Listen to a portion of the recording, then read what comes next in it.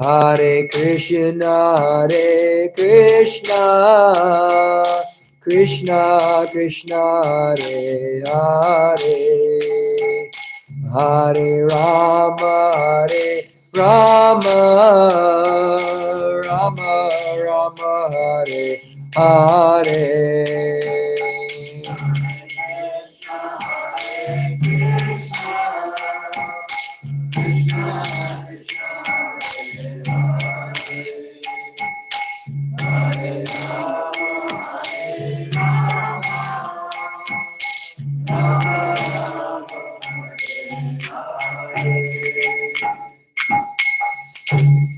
Om Vishnupad Paramahamsa Parivar Acharya Ashtottara Shri Srimad, His Divine Loving Grace, Abhay Charanaravinda Bhaktivedanta Swami Srila Prabhupada Ki. Om Vishnupad Paramahamsa Parivar Acharya Ashtottara Shri Srimad, His Divine Grace, Srila Bhaktisiddhanta Saraswati Goswami Maharaj Prabhupada Ki. Ananta Koti Vaishnava Vrinda Ki. Namacharya Srila Haridas Thakur Ki. Prem Se Kaho Shri Krishna Chaitanya Prabhu Nityananda Shri Advaita Gadadhar Shri Vasari Gaur Bhaktivinoda Ki. Shri Shri Radha Krishna Gopa Gopinath Shamakunda Radha Kunda Giri Govardhan Ki. Shri Vrindavan Dham Ki. Shri Mayapur Navadvip Dham Ki. Shri Jagannath Puri Dham Ki. Gangamaya Ki. Jamuna Maya Ki. Bhakti Devi Tulsi Maharani Ki. Harinam Sankirtan Yagya Ki. Hare Krishna Mahamantra Ki. Grantaraj Srimad Bhagavatam Ki. Itagor Premanande. All glories to the assembled devotees. All glories to the assembled devotees. All glories to the assembled devotees. All glories to Sri Sri Guru and Sri Gauranga. All glories to Srila Prabhupada.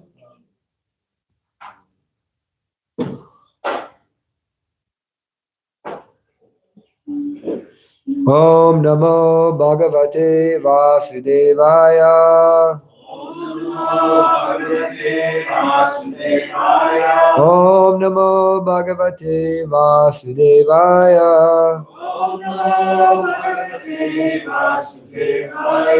Om Namo Bhagavate Vasudevaya. Narayanam Namaskritya Naram Chaiva Narottamam Devim Saraswatim Vyasam Tato Jayam Mudirayet Nastapreshu Abhadreshu Nityam Bhagavata Sevaya Bhagavate Uttama Shloke Bhaktir Bhavati Naishtaki. Hare Krishna, everybody. Welcome to Srimad Bhagavatam class. Today we'll be reading from Srimad Bhagavatam, Canto 4, Creation of the Fourth Order. Chapter number 21, Instructions by King Prithu. Text number 33. I had a lot of fun with this one. This morning, getting ready for it. Because I got to go into this beautiful commentary on the Bhagavad Gita by Vishwanath Chakravarti Thakur. It's a lot of fun. Tameva yuyam bhajata. Tameva yuyam bhajatma vritibhir. Mano vachakaya gunai svakarmabhi. Amayina kamadugangri pankajam. Yata dikara vashitarta siddhaya. Tameva yuyam bhajatma vritibhir. Mano vachakaya gunai svakarmabhi. Amayina kamadugangri pankajam. Yata dikara vasitarta siddhaya. Tameva yuyam bhajatma vritibhir. Mano vachakaya gunai svakarmabhi. Amayina kamadugangri pankajam yata dikara vasitarta siddhaya. Bolo. Tameva yuyam vajatatma vrittibir. Tameva yuyam bhajatma vrittibir. Mano vachakaya gunai swakarmabhi. Mano vachakaya gunai swakarmabhi. Amayena kama dughangri pankajam. Amayina kamadugangri pankajam Yata dikarava sitarta siddhayaha. yata dikara vasitarta siddhaya.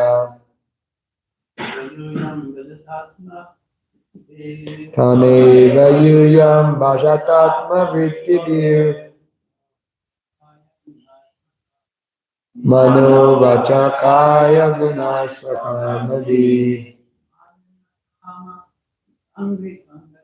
Amaniya kamadu angri pankajam yada siddhaya. Tameva yuyam bhajatatma vrittibir. Tameva yuyam bhajat atma vrittibir. Mano vachakaya gunai swakarmabhi. Mano vachakaya gunai swakarmabhi. Mabhi. Amayina kamadu angri pankajam. Amayina kamadu angri pankajam yada vikarma siddhartha siddhaya. Tameva yuyam bhajat atma vrittibir. Mano vachakaya gunai swakarmabhi. Amayina kamadu angri pankajam yata dikara vasitarta siddhaya. Word for word. Tam, unto him, Eva, certainly, Yuyam, all you citizens, Bhajata, worship, Atma, own, Vrittibi, occupational duty, Manaha, mind, Vachaha, words, Kaya, body, Gunai, by the particular qualities, Swakarmabhi, by occupational duties, Amayina, without reservation, Kamaduga, fulfilling all desires, Angri Pankajam, the lotus feet, Yata, as far as, Adhikara, ability, Avasita Artha, fully convinced of one's interest, Siddhaya, satisfaction. Translation by Srila Prabhupada. Prithu Maharaj advised his citizens, engaging your minds, your words, your bodies, and the results of your occupational duties, and being always open-minded, you should all render devotional service to the Lord. According to your abilities and the occupations in which you are situated, you should engage your service at the lotus feet of the Supreme Personality of Godhead with full confidence and without reservation. Then you will surely be successful in achieving the final objective in your lives. Please repeat. Prithu Maharaj advised his citizens, engaging your minds, your words, your bodies, and the results of your occupational duties, and being always open-minded, you should all render devotional service to the Lord.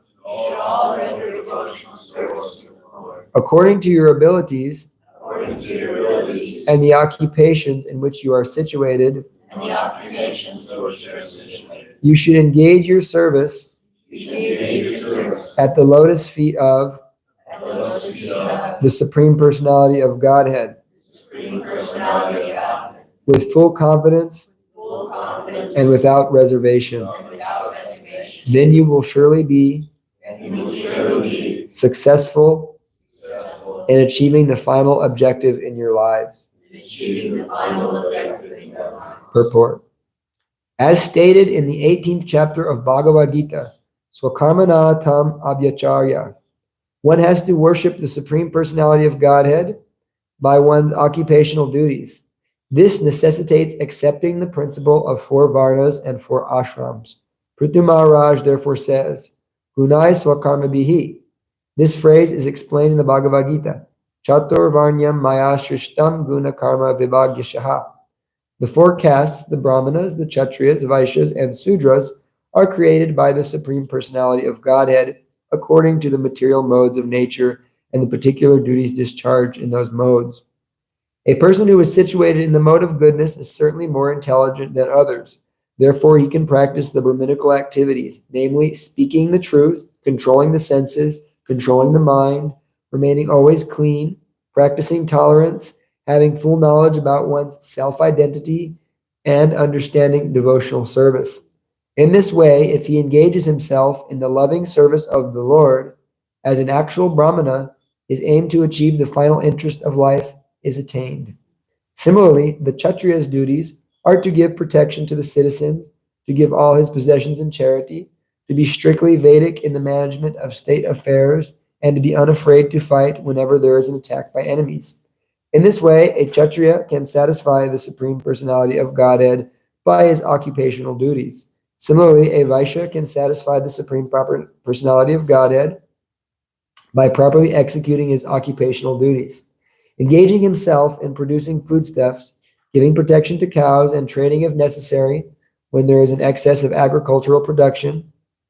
Similarly, because Sudras do not have ample intelligence, they should simply engage as workers to serve the higher statuses of social life.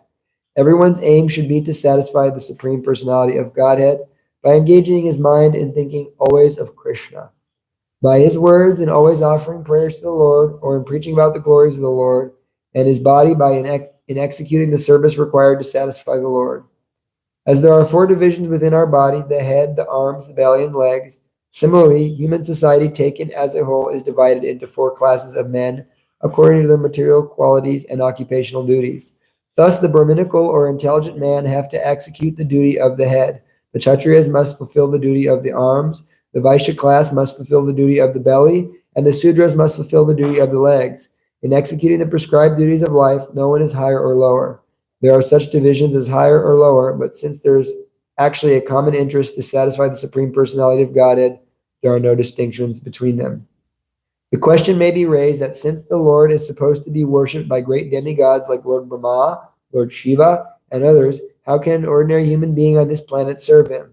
This is clearly explained by Prithu Maharaj by the use of the word yatardikara, according to one's ability. If one sincerely executes his occupational duty, that will be sufficient. One does not need to become like Lord Brahma, Lord Shiva, Indra, Lord Chaitanya, or Ramanuja Acharya, whose capabilities are certainly far above ours. Even a Sudra who is in the lowest stage of life, according to the material qualities, can achieve the same success. Anyone can be successful in devotional service, provided he displays no duplicity. It is explained here that one must be very frank and open-minded. Amayinaha. To be situated in a lower status of life is not a disqualification for success in devotional service. The only qualification is that whether one is a Brahmana, Kshatriya, Vaishya, or Sudra, he must be open, frank, and free from reservations. Then, by performing his particular duty under the guidance of a proper spiritual master, he can achieve the highest success in life, as confirmed by the Lord himself.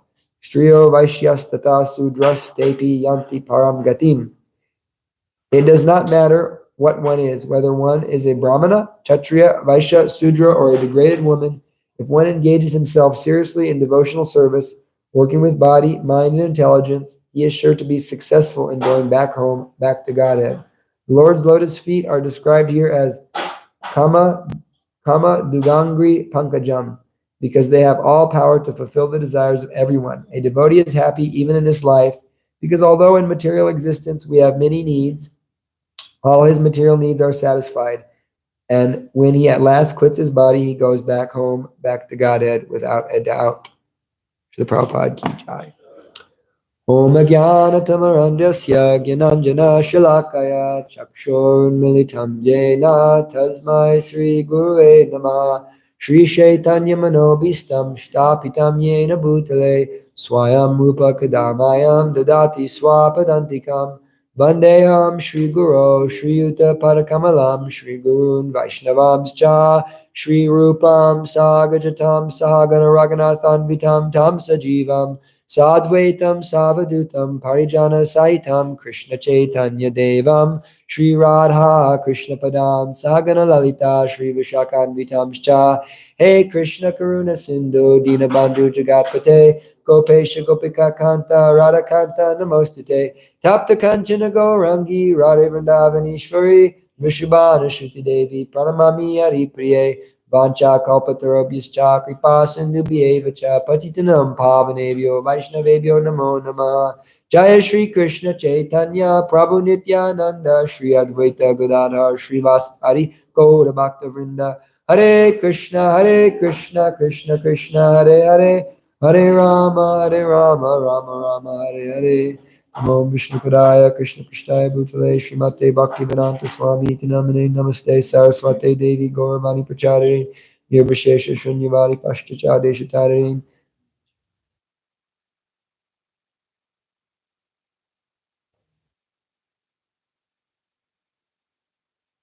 So we have a nice, very nice purport for the Prabhupada has given us. And as I said, I had a lot of fun with this verse because of getting to go into this commentary by Srila Vishwanath Chakravarti Thakur. So Krishna gives us a divine system. Actually, government is innately divine if it's following the laws given by the Lord.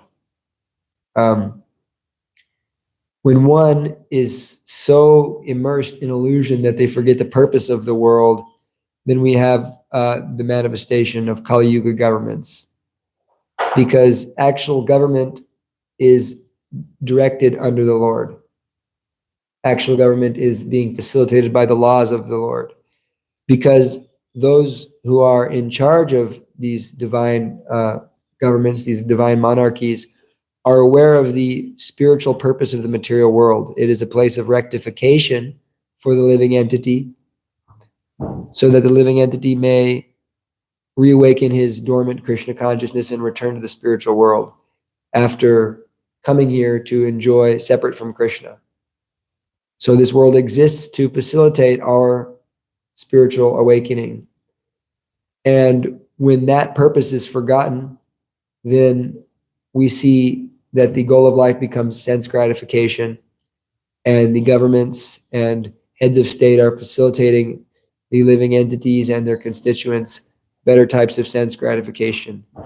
It's said in the Srimad Bhagavatam, Dharma swanushtita pumsam vishvakshena katashriyaha notpariyad yatiratim shrama eva kevalam.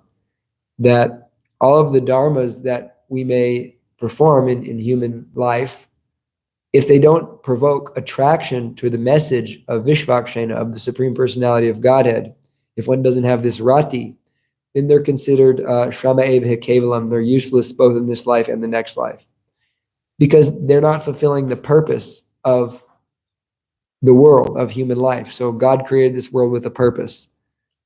Nothing in this world doesn't have a purpose. We can kind of understand that the world must have a purpose because every organism has, pieces of its body, has organs and things within it that have purpose to perform a certain duty. Your liver has a certain purpose. Your heart has a certain purpose. Your brain and arms have a certain purpose. So everything is created with a purpose to facilitate a certain function. And so the function of the body is to survive. So everything is facilitating that. In the same way, the world has a purpose, but the world's purpose is to help the living entities come to the level of spiritual understanding. So when that is forgotten, you have a lost world. So Srila Prabhupada discusses this varnashram a lot, especially in this part of the Bhagavatam. But why is it that Srila Prabhupada discusses varnashram so much? Because Krishna stresses the importance of varnashram. Because Krishna is consistently speaking of karma yoga throughout the Bhagavad Gita and kind of coming back to that we need to do our duty as an offering to Krishna. So the Bhagavad Gita says, Yagyartart karmayon yatra lokayam karma bandhaha tadartam karma konteya mukta sangha samachara. That work done in this world has to be performed as a sacrifice for Vishnu. Otherwise, it causes bondage in the material world. So all of our activities are causing us bondage due to the law of karma, even our thoughts. And so sometimes people come to me at the campus and they're, they want to talk, not in an argumentative, but, I say, do you believe in karma? They say, no, I don't really believe in karma. So immediately I say, well, Isaac Newton says for every action, there's an opposite or equal reaction. They say, yeah, that's true. And I say, you can even measure the energy of a thought. That's a fact. Thoughts are energy. You can put a measuring device to the head and you can see the energy of a thought. So that's energy. Do you think that doesn't have a reaction? And you can see what a positive thought looks like versus a negative thought.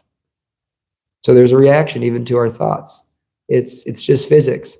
So I explained that, you and the scientists may not be able to understand the subtle laws, but the great sages and saints can. And Atula was nicely speaking last night how, he had a debate with his father-in-law who's an atheist. And he said, you have faith in the scientists, but we have faith in the saintly persons. And the scientists are always changing their opinion. But the saintly persons have been saying the same thing for millions of years. So I'll put my faith in the saintly persons as to how to have a successful life. I thought that was a really nice point he made. So Srila Prabhupada emphasizes varnashram, and so does Krishna. Krishna is continuously coming back to this point, especially in the early parts of the Bhagavad Gita, that one has to perform one's prescribed duty without attachment, that this karma yoga process is better than the process of just immature renunciation. That do your duty with detachment, do your varnashram duty with detachment, and you'll become free from bondage and come to the stage of transcendental knowledge. That is stressed in the Bhagavad Gita. Of course, Krishna is gradually rising Arjuna, and it's described that the first part of the Bhagavad Gita is the Karma Yoga, 1 through 6. Then 7 through 12 is Bhakti Yoga, and then 13 through 18 is the Jnana Yoga section of the Bhagavad Gita. But actually, everything is leading to Bhakti. And our acharyas described that the Bhakti Yoga section is in the middle because both Karma Yoga and Jnana Yoga can exist without the presence of Bhakti Yoga. Presence of Bhakti needs to be there in both. So, in the conversation between Ramananda Roy and Sri Chaitanya Mahaprabhu, Sri Chaitanya Mahaprabhu asked Ramananda Roy what is the highest dharma, and the very first thing he said was to perform one's varnashram duty. The Lord Chaitanya rejected that. So if those of you who don't know, that there's one great associate of Lord Chaitanya, the two, besides the Panchatattva, the two great associates of Lord Chaitanya that were with him the most of the time. His closest associates were Sri Ramananda Roy and Sri Sarup Damodar Goswami. And Lord Chaitanya, when he was in his later pastimes, he was so absorbed in ecstatic love that he wasn't actually functioning so well. He was more or less just absorbed in ecstatic love. It wasn't like he was out preaching in these times. He was mostly just chanting and hearing verses and having emotional experiences in separation from Krishna. He was exhibiting Mahabhav. And so both Sri Ramananda Roy and Sarup Damodar Goswami would help facilitate his ecstasies by reading him verses and by singing him songs. And it's described that Ramananda Roy is Arjuna, but it's also described that he's Vishaka in Chaitanya Leela. And Swarup Damodar Goswami is Lalita Saki, the best friend of Srimati Radharani. And of course, Lord Chaitanya is both Radha and Krishna in a combined form, but in the mood of Radharani. So experiencing intense separation and love for Krishna. So when Ramananda Roy and Sri Chaitanya Mahaprabhu first met, they had a conversation about Krishna, naturally, and what is the highest religious dharma. And so the question was asked, what is the highest dharma? And Ramananda Roy replied, the highest dharma is performing your duty in Varnashram. And so Lord Chaitanya rejected that because that wasn't enough bhakti. There's not enough bhakti in that. So, just following the rules and regulations of the scriptures, that's very good. That's extremely pious, and we encourage that. But that doesn't necessarily facilitate love for God. That's like being good and then I'm going to get saved. And so there's some selfish motive. Like if I'm good, I follow the rules, I'm doing my duty as an offering to God. It's karma yoga. It is yoga, but it's not necessarily bhakti. And so at best one can go to Vaikuntha, or it's called karma mishra bhakti. So this verse right here mirrors a verse in the Bhagavad Gita, engaging your minds, your words, your bodies, and the results of your occupational duties, and being always open-minded. You should all render devotional service to the Lord. So that mirrors a verse in the Bhagavad Gita, Yat karosi, yat ashnasi, yat jahosi dadasi, yat tapasyasi konteya, tat karosva madarpanam. So Krishna in the Bhagavad Gita says, whatever you do, whatever you eat, whatever sacrifices you perform, and whatever you give away, what you should offer that to me, O son of Kunti. Sorry, the translation in this Vishwanath is a little different from Prabhupada's, but it's by Prabhupada's disciple Bhanu Swami. So I just read it, so it sounds a little different than what we're used to. But this is a really, really wonderful tool to help understand Srila Prabhupada's Gita, because Srila Prabhupada used Vishwanath and mostly Baladev Vidyabhushan's Bhagavad Gitas to create his Bhagavad Gita. So I really, really love Vishwanath Chakravarti Thakur's commentary on Bhagavad Gita. It really opens up our understanding of what's going on. And of course, only seeing through the eyes of Srila Prabhupada and Srila Prabhupada's Bhagavad Gita and the conclusions of Srila Prabhupada. But of course, because we're in the same disciplic succession, the conclusions aren't changing. So I thought I'd read this purport because it's described that this is in the 9th chapter, this verse, that whatever you do, whatever you eat, whatever you give away, whatever austerities you perform, O son of Kunti, do that as an offering to me. So Krishna is saying, that sounds very sweet, isn't it?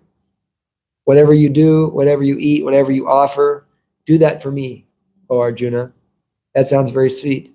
But it's described by Vishwanath Chakravarti Thakur that Krishna is actually taking a step back from the Kevala Bhakti, the pure Bhakti, to speak this verse. He's saying, if you can't perform the 9 processes of Bhakti, pure loving devotion to me, then whatever you do, do it for me. Don't forget me. And so this is what Vishwanath's commentary says. So we'll read it. And it's very wonderful the way Vishwanath Chakravarti Thakur writes his commentaries, because he writes them as he's in the mind of Krishna. It's really, really powerful. So we can't do that. Don't try this at home. It's described, I think one of my teachers in Mayapur, we were talking about Vishwanath Chakravarti Thakur, and he was saying, that the level of consciousness it takes to write a commentary on the scriptures is so immense. And so Vishwanath Chakravarti Thakur, the stories described how he was, they were trying to kill him. They were going to murder him. And they saw a little girl and they said, oh, have you seen Vishwanath? And she said, I have not. But she was so beautiful. These robbers were going to kill Vishwanath. They said, oh, well, who are you? Who's your father? And then she said, I'm just a maidservant of Srimati Radharani. I was sent here to gather flowers for Krishna because Srimati Radharani is at her in-laws' house.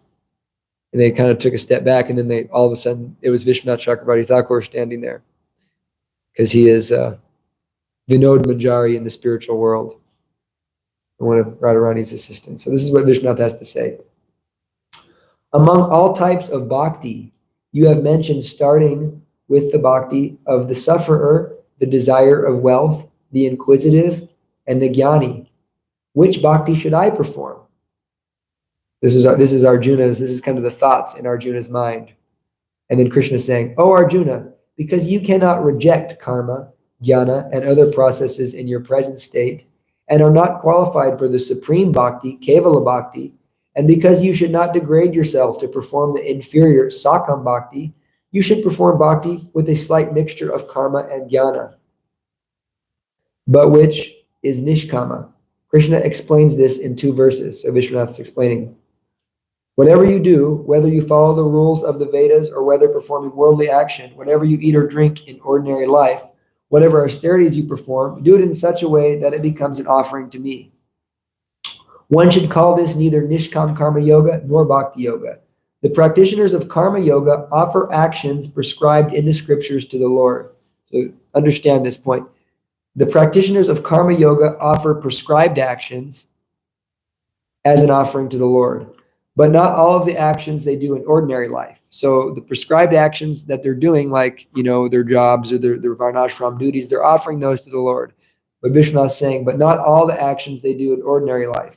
This view is accepted by everyone. The devotees, however, offer to the Lord all the actions of their mind, pranas, or their life airs and senses. The method of bhakti is stated. And this is a verse from the Srimad Bhagavatam, 11th canto. Vishwanath Chakravarti Thakur is quoting. Kayena vacha manasendriva budyatmana vanustra swabhava. Sorry, I'm reading the wrong meter. Karoti yatsad sakalam prashami narat yanta yati samarpayatam. In accordance with the particular nature one is acquired in conditioned life, whatever one does with body, words, mind, senses, intelligence, or purified consciousness, one should offer to the Supreme, thinking, this is for the pleasure of Lord Narayan. So then this is Arjuna thinking, but when you mention that I should offer in sacrifice, that sacrifice is derived from Archana, which is an anga of bhakti, aiming at the pleasure of Vishnu. And when you mention austerities, it means vows such as Ekadasi. This is all Ananya Bhakti. How can you say that it is not? Krishna says, true, but Ananya Bhakti does not mean that you perform an action and then offer it to the Lord. So he's explaining this is Ananya Bhakti. True, but Ananya Bhakti or pure Bhakti does not mean that you perform an action and then offer it to the Lord. Rather, in Ananya Bhakti, the action is done after first offering it to the Lord. So in other words, Vishwanath Chakravarti Thakur is saying that Ananya Bhakti means I'm doing what the Lord wants. I'm not doing what I want and then offering it to the Lord. That's the key. That's Bhakti. It's not about what I want. It's actually about what Krishna wants. I'm just a surrendered soul to Krishna. So this is mentioned by Prahlad Maharaj when he says, Iti pumshar pita vishna bhaktas chen nava lakshana kriyeta bhagavati.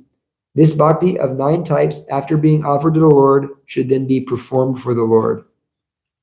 And then Vishwanath is speaking about Sridhar Swami's commentary.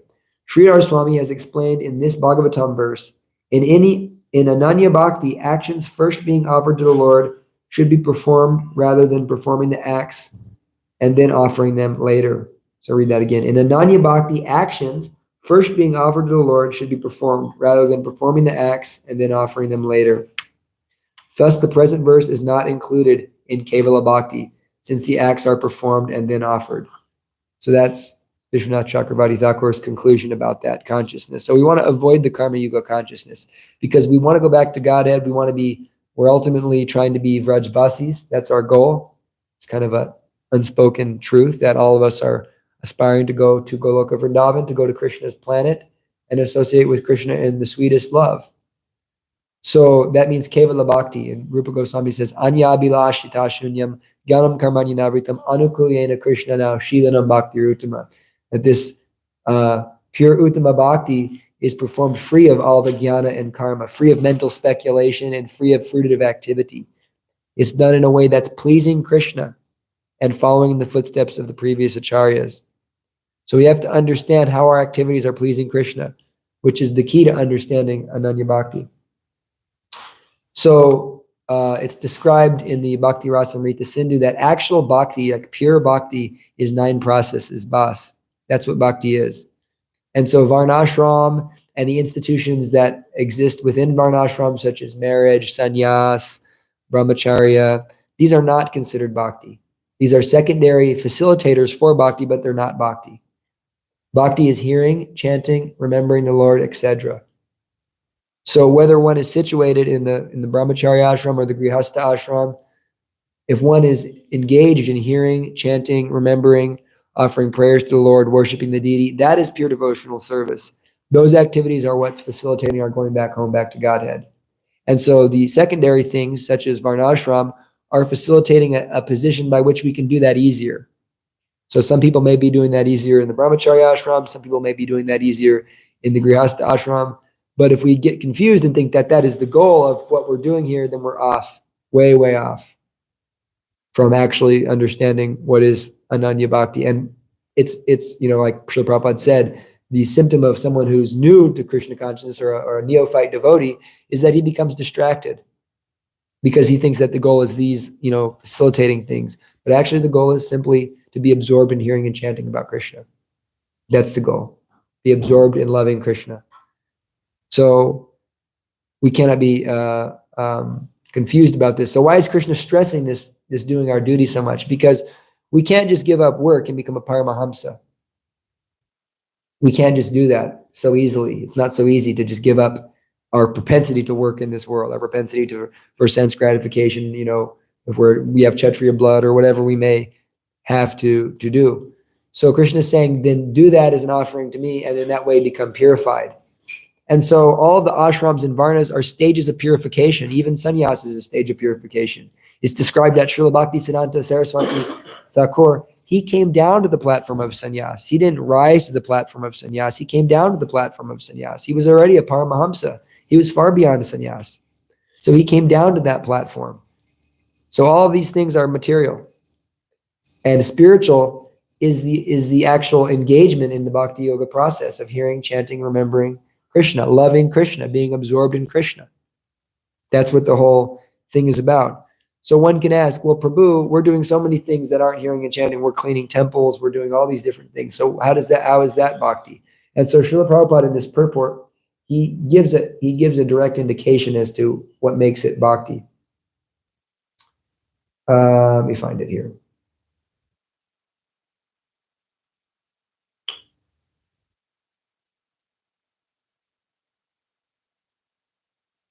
Okay.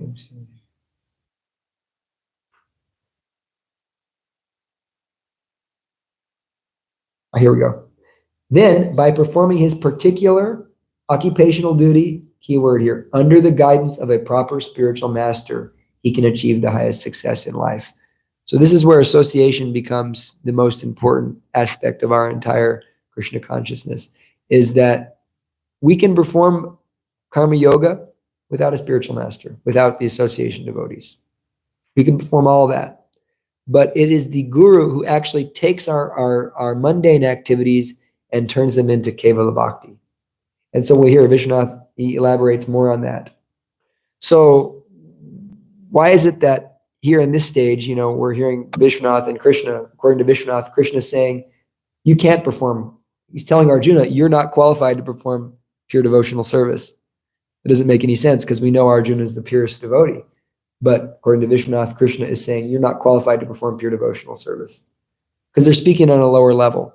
So then we'll go up here to the most famous verse in the Bhagavad Gita, 1866. Sarvadaman parityajya mamekam shanam vraja aham tvam sarva papebhyo mokshayashami masucha. Abandon all varieties of religion and surrender unto me. In this, I will protect you from all sinful activities. Do not fear, right? So this is what Vishwanath says. So Arjuna's thinking, am I supposed to perform meditation and other processes you just mentioned along with the Varna and Ashram duties or without them? Giving up all, Krishna is speaking, giving up all duties of Varna and Ashram, surrender only to me. And here's Vishwanath explaining. One should not say that parityaja means sannyas, to adopt the sannyas order, because Arjuna was a Kshatriya, not qualified for sannyas. As well, it should not be said the Lord used Arjuna just to instruct all other people who are not Kshatriyas to take sannyas. For Arjuna was qualified to be the recipient of the Lord's instructions, which could not be taught to others. Nor should one explain the meaning of parityaja, which means giving up, in this verse as merely giving up all the results of activities. For there is no harm in giving up all prescribed duties. It is said, and there's a verse from the Srimad Bhagavatam, anyone who has taken shelter of the lotus feet of Mukunda, the giver of liberation, giving up all kinds of obligations and is taken to the path in all seriousness, owes neither duties nor obligations to the demigods, sages, general living entities, family members, humankind, or forefathers. So it's explaining that one who gives up everything for devotional service no longer has any debts. He's free of all those debts. And then a person who gives up all prescribed duties and offers himself entirely unto me, this is another quote from Srimad Bhagavatam, 11th canto, eagerly desiring to render service unto me, achieves liberation from birth and death, and is promoted to the status of sharing my own opulences. So Vishwanath is continuing to quote the 11th canto, and I'll continue reading the verses. Only as long as one is not satiated by fruitive activity and has not awakened his taste for devotional service by Shravanam Kirtanam Vishnu, one has to act according to the regulative principles of the Vedic injunction. So it's explaining that all these duties are applicable to one who hasn't awakened his taste for hearing and chanting. That also means us, because we're not on the level of Raga Bhakti. So we're following rules and regulations. And then the last verse, Vishwanath quotes, and we'll go back into what he's saying. He perfectly understands that the ordinary religious duties prescribed by me in various Vedic scriptures possess favorable qualities that purify the performer. So it's about purification until we can come to that stage, right? And he knows that neglect of such duties constitutes discrepancies in one's life. Having taken complete shelter at my lotus feet, however, a saintly person ultimately renounces such ordinary religious duties and worships me alone. He is thus considered to be the best among all living entities. So then Vishwanath's continuing. The meaning of the word parityaja should thus be explained using all of these statements of the Lord so that there is no contradiction. The meaning can indeed be understood correctly by the prefix pari, which means completely. Thus you should completely give up all prescribed duties. Surrender only to me, mam ekam sharanam vajaha. This means that there should be no worship of devas, no Ashtanga yoga, no Jnana yoga, no Dharma, or other elements in that surrender. Only service to Krishna. And then Krishna is going to give us, Vishnu is going to explain it all perfectly here. Previously, I have said that you were not qualified for Ananya Bhakti, the highest type of Bhakti, and that you were qualified for Karma Mishra Bhakti, or Bhakti Yoga mixed with Karma. When I said, whatever you do, whatever you eat, do it as an offering to me. That verse we just were reading. But now, by my great mercy, you have the qualification for Ananya Bhakti. That Ananya Bhakti can only be attained by the causeless mercy of my Ekantika Bhakta. There's the key. Ananya Bhakti exists, can only be achieved by the causeless mercy of Krishna's pure devotee. So how does that work? There's 9 processes of bhakti. One of them is called dasyam, means rendering service. So when a pure devotee gives you service, or Krishna in this case, is giving Arjuna the service of fighting, that service is no longer material. It is completely spiritual. So our jobs, our activities in the material world that aren't just hearing and chanting and sadhana, they can all become spiritualized by the blessings of our guru. So there goes we can see the importance of pleasing the spiritual master, the importance of following the instructions of the spiritual master. The most important verse in the Vedic literatures, according to Srila Bhaktisiddhanta Saraswati Thakur, Yasya deve para bhaktir yata devi tatagaro tasyate katita hyarta prakasanta mahatmana. And all the imports of Vedic knowledge are revealed to one who has implicit faith in the spiritual master and the Supreme Lord. So that Ananya Bhakti can only be attained by the causeless mercy of my Ekantika Bhakta. Though that is a rule I myself have made, I am now giving the mercy myself, breaking my own vow. This is Krishna speaking. As I did in the fight with Bhishma. And by following my orders, you should not fear some loss on your part in giving up Nitya and Naitmika karmas. The order to perform these Nitya karmas was given by me in the form of the Vedas. Now I am ordering you to give all of them up completely, Is there sin in not performing your nitya karmas? Means your Vedic duties? No, rather the opposite. In performing your nitya karmas, you will commit sin because of disobeying my direct order. So the order of the spiritual master is the supreme, and in this case, Krishna is the supreme guiding principle for all spiritual life. That is what is actually giving us bhakti. There's no other way we can perform bhakti unless by the mercy of the bhaktas. Only by the mercy of the bhaktas. If someone surrenders to you, he becomes dependent, like an animal purchased for a price. This is Arjuna speaking. He does whatever you make him do. If you put him in one place, he stays there. If you offer him food, he eats. These are the characteristics of surrender. The Vayu Purana explains this, and there's a verse in Sanskrit. One should accept what is anukulyena, conduct which is pleasing to the Lord and according to the scriptures. One should reject what is pratikulya, which is not pleasing to the Lord or authorized by the scriptures. One should think of the Lord and no one else as one's protector. One should have faith that in times when one's own existence is threatened, the Lord will give protection, as in the case of Gajendra or Draupadi. One should employ one's gross and subtle bodies for Krishna's service. One should not make a show of one's miserable circumstances, but rather accept it as one's own karma.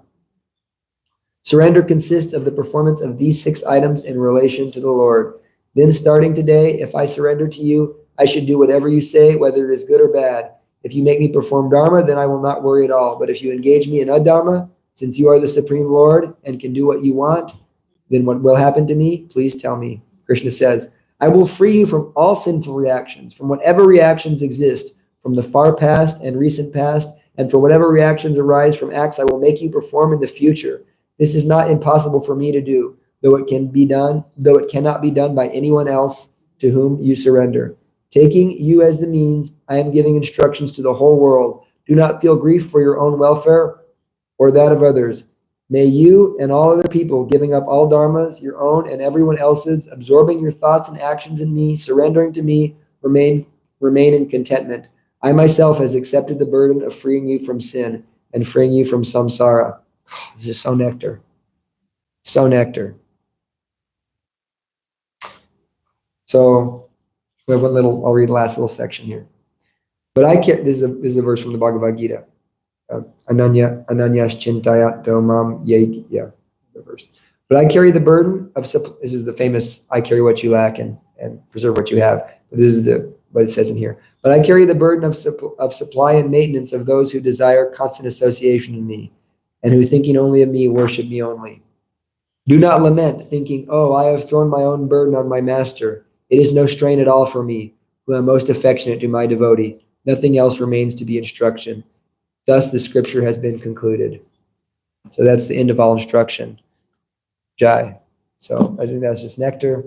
That's all I have to say for now. It's 8:50. We'll have some questions and some discussion, hopefully. Vishwanath Chakravarti Thakur Ki. And there is an 18th chapter.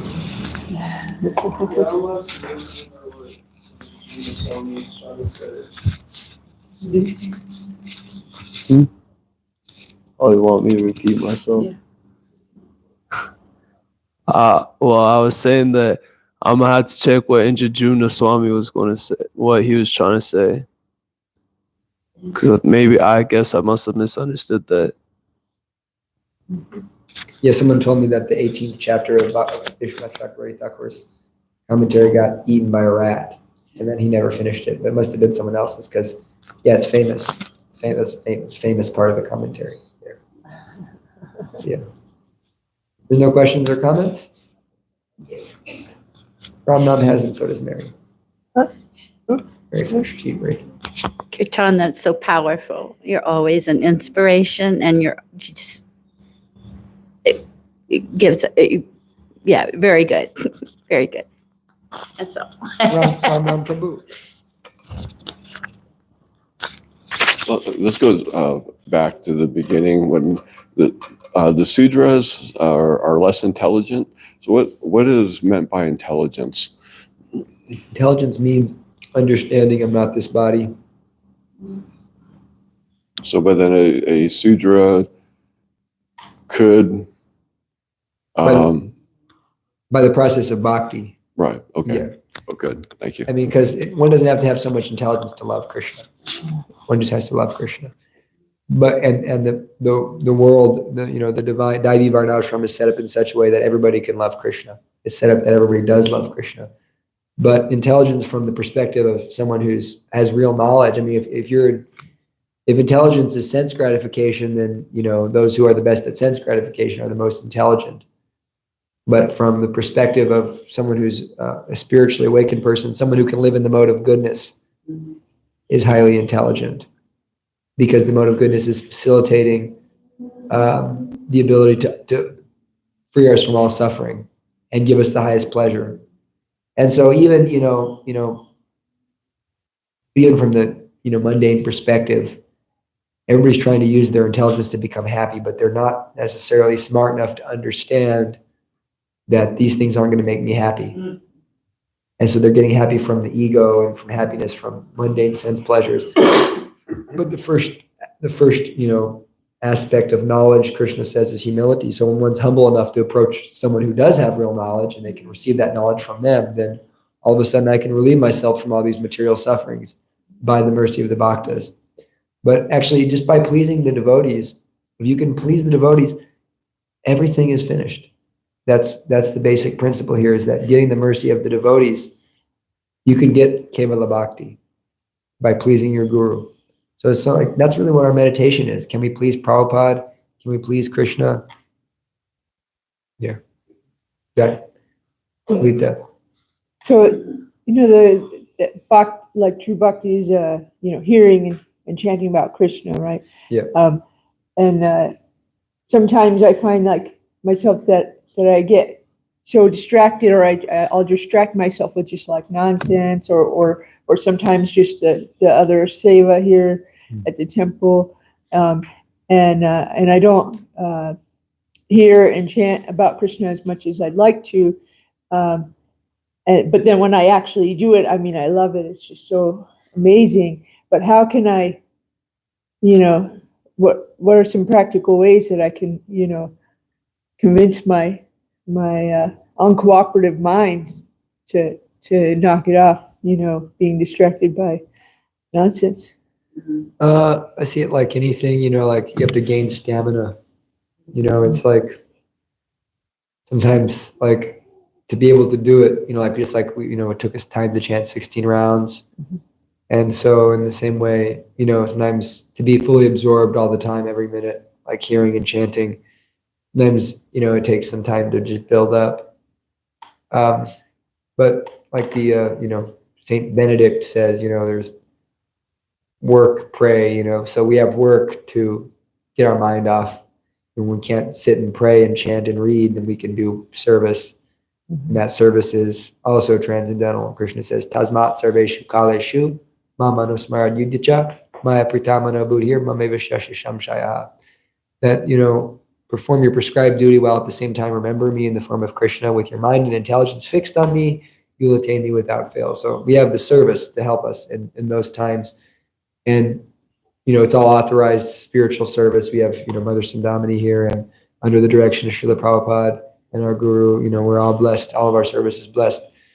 But practically, you got to work at it. That's all I can see is that, and, work at it, but at the same time, be dependent on the mercy of Guru and Krishna. Pray to Krishna. And, if you just somehow or another, if you can please the devotees, you'll find it just becomes easy. Like that's the biggest thing, is if you please the devotees, all of a sudden what you were struggling with becomes very easy. And so sometimes that's just a matter of, Dadati prati, vrinati, guya makyati, prichati, bhakte, bhajoyate chaiva, sadvidam priti lakshanam. There's 6 loving exchanges. And so one of those loving exchanges is revealing your mind. You reveal your mind to the guru, reveal your mind to the senior devotee, or to even your friend, and in that way, you please, if you're humble, if you're actually humble in it, then you please the devotee. That's the big thing, is like, someone's a little more advanced and you can please them, and they're willing to give you and bring you up to that level. But if there's like some competitive or, nature like that, then it's never gonna, you won't get the mercy. So, please the devotees and work at it, and it becomes easier. All right, we're out of time. Gauranga Srimad Bhagavatam ki. Vishwanath Chakravarti Thakur ki.